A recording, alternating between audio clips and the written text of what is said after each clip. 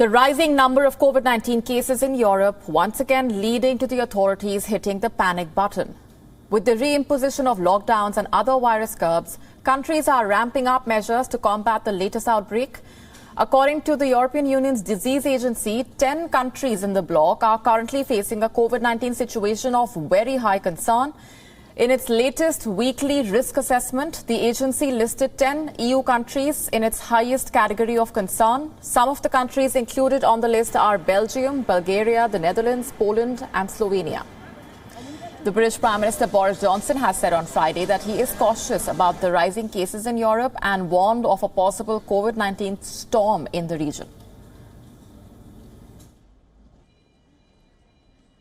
Seeing the storm clouds gathering over parts of the European continent. And I've got to be absolutely frank with people. And we've been here before, and we remember what happens when a wave starts rolling in. Meanwhile, the Netherlands now returning to a partial lockdown in an attempt to curb the surging cases. Under the new guidelines, bars, restaurants and supermarkets will have a curfew time of 8 p.m, while non-essential shops will have to close by 6 p.m. local time.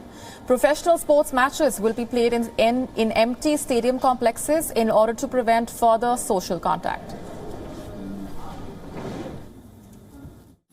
Het is onvermijdelijk dat we daarvoor teruggrijpen op maatregelen die we kennen uit eerdere fases. En die ons allemaal raken, of je nou gevaccineerd bent of niet. Dat is een pakket waarvan we nu denken dat het voor 3 weken nodig zal zijn. Die 3 weken hebben we nodig om een aantal maatregelen wettelijk mogelijk te maken, waarmee we het virus voor de periode daarna willen vertragen. Dat zijn dus nieuwe en andersoortige maatregelen die meer passen bij de huidige fase, waarin de meeste mensen zijn gevaccineerd.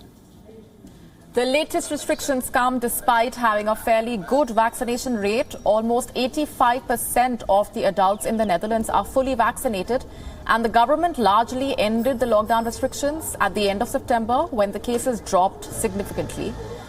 The Czech government has also tightened its COVID-19 restrictions in an effort to curb a recent rise in cases. Friday's move came after new infections jumped to almost 15,000 cases a day this week.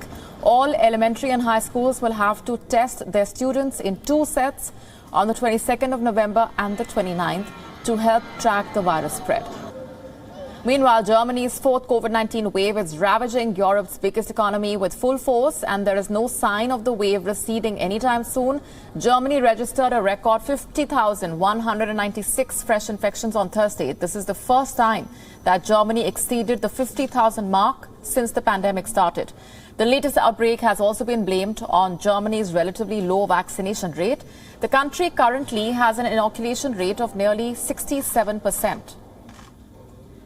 Norway, on the other hand, is planning to offer a 3rd COVID-19 vaccine dose to all adults and has also pushed to impose digital corona passes for all its citizens. Norway has so far only given a 3rd dose to those aged 65 and older.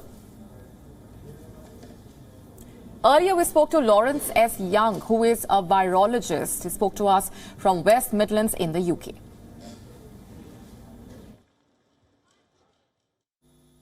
Yes, I think what we're seeing in the UK is interesting because we've been seeing the highest rates of cases and deaths in Europe until recently.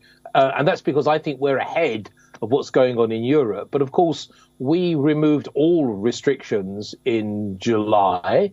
And I think there is a sense here that we don't need to go into lockdowns across Europe, really, but we do need to get people to behave better. All of this is driven by 2 things: human behavior and the amount of immunity in the population.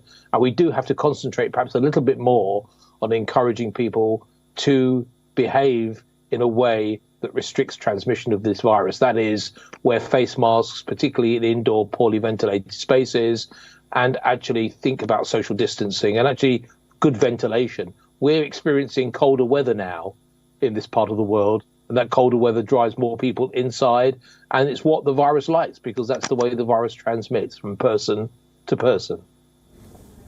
WION now available in your country. Download the app now. Get all the news on the move.